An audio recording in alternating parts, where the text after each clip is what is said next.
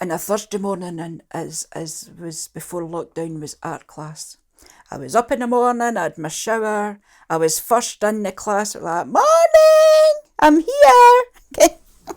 For somebody that didn't want to go out the door, remember. And I go in and you get all my paints ready, my paint brushes, and I just sit. And for the hours, I'm just happy in my own world. And I do go into my own world. I don't hear hardly anything ruin about me. And I'm so immersed, is that the right word, in what I'm doing. And it's so calming. And you're not thinking about anything else other than painting this picture. I think it's because you just totally switch off. Aye, I do, Malcolm. You switch off completely from what's been going on in the house, what's been going on outside around you. Aye. It allows you to relax Mm-hmm. and just, as you say, go into your own little world. Yeah. It's absolutely wonderful. I can't, it's so hard to explain. It just, my body calms, where I never feel as if my body is calm now. I feel as if with the dementia getting worse, like I feel kind of uptight all the time to be able to do things right, and stressed out about doing things right. But when I go to my art class, there's no rights, there's no wrongs. If something doesn't work out, I'll just paint over it. With acrylics, you see you can do this. If it doesn't work out the way you want it to, I'll just paint over that and I'll do that different the next time. And I don't worry about anything. I don't stress. It's just pure fun. And the heart for art gives me confidence to say, oh, I can cook the day. I might only be able to cook you toast and beans, but do you know what? I'm really lucky because I can make you toast and beans a day.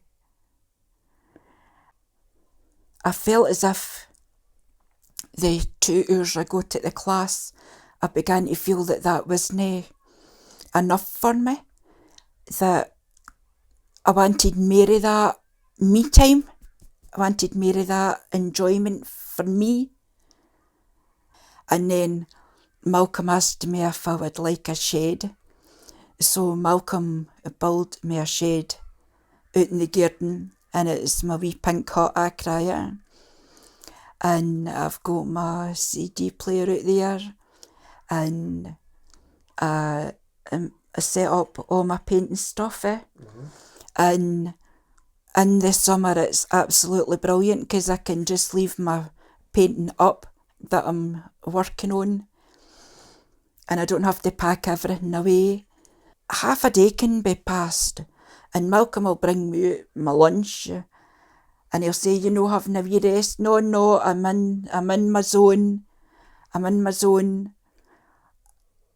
But the benefits are twofold, because I get a benefit from it as well. Because whilst Carol's painting, that's giving me respite from looking after her. So we both benefit from it. I benefit more than you. Yes, you do. you can have the most benefit. I'll allow you that one. For me, the heart for art is the closest thing to a cure for dementia. Because Carol was dying in front of me, literally, day by day, bit by bit. It was just like a sculpture. chipping away. This illness was taking Carol away from me. Through the Heart for Art, that slowed that process down for whatever reason, and I can't say what the reasons are because I'm afraid I'm not in that league, but for whatever reason it slowed it down, and I'm getting a longer time with Carol, and I can't think of the day when it's going to come that she forgets me, which it is going to happen. We've got to face it, and it's going to break my heart. And I know it'll break her heart more than it'll break mine, because I totally love her and she totally loves me. But the Heart for Art has give us more time together. Has given us some more time together.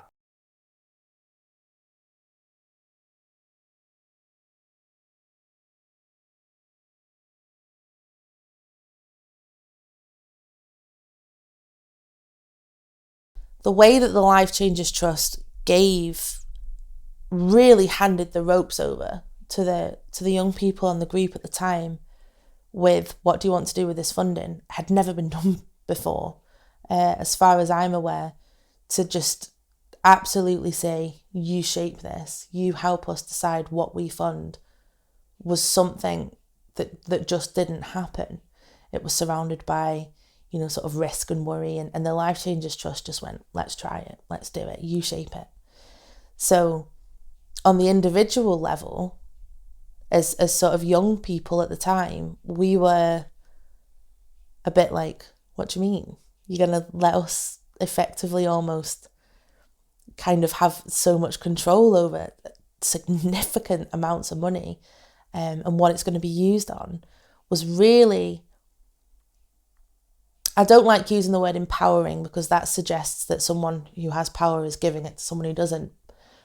But there isn't another word that I know of. But it was a really empowering experience to have that trust. And I think I can only speak from my personal experience, but to be given that level of trust and respect and almost like authority and equality within an organisation of people that I saw as professionals just boosted mine and I think everyone else's confidence and skills, and taught us so many practical lessons.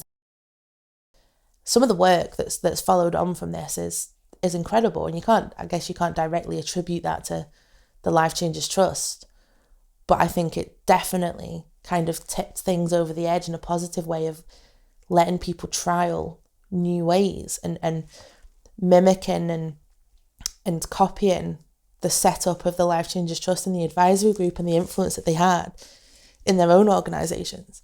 And there's just brilliant things going on all across Scotland. Brilliant, brilliant things. And one of the other things that the group did was we did a lot of training. We did a lot of workshops. We spoke at a lot of events and conferences, raising awareness of the Life Changes Trust and the work of the group, but also helping people to understand the benefits of participation, how to do it, some of the things to think about, how to make it inclusive, how to support participants, and really fed in as a really central voice on how to do this and how to do this in other organisations. And of course that fed into the independent care review, and the care review again elevated the importance of voice even more.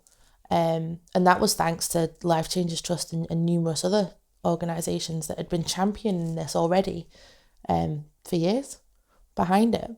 But they shared their learning and shared their knowledge and what they knew, fed that into the review. And now we're at a place in Scotland where there's a real appreciation and understanding of the importance and the value of voice, and the Life Changes Trust was a huge part of that. The Life Changes Trust isn't the glue, it isn't the foundation of everything. It was at one point, and it funded and it supported and it helped, but it gave its power and its authority away. It never positioned itself as, we are your funder and you exist because we fund you and you should be grateful. It was never like that. The way that it funded organisations, the way that it supported, the way that it asked people to evaluate what they were up to was different. It was like nothing that had ever happened before.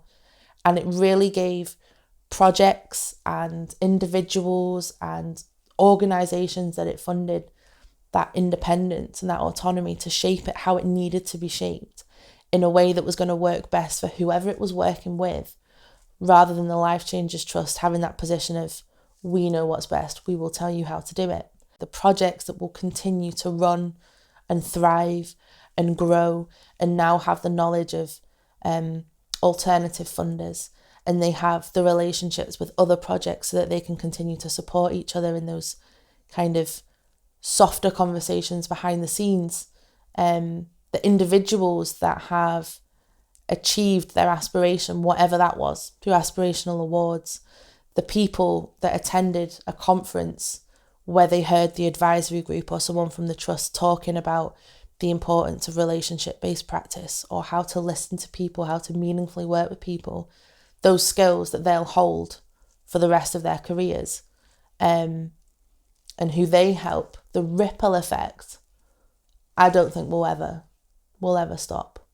So the trust might not technically exist, but the work of it and its values and what it taught thousands across Scotland and further beyond will always be around.